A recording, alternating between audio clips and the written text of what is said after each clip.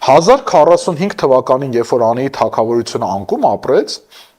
մեր էլիտան որոշակի դրա հետ միասին նաև անկում ապրեց, եւ սա պայմանավորված էր ինչ-ինչ պատմական գործոններով, բայց մեր էլիտան այդ ժամանակ այնքան ուժեղ էր եւ այնքան պատասխանատվության այնուհանդերձ զգացում ուներ,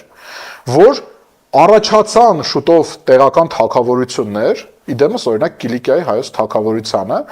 իսկ Անիի թագավորության անկումից հետո դեռևս մոտավորապես 220 տարի շարունակել գործեցին այնպիսի տեղական թագավորություններ, ինչպիսին են Սյունիքի, Խաչենի, Լոռու թագավորությունները, Տարոնի իշխանությունը, Համշենի իշխանությունը, ավելին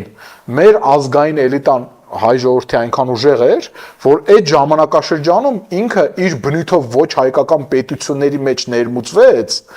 եւ այդ պետությունների մեջ գրավելով բարձր դիրք,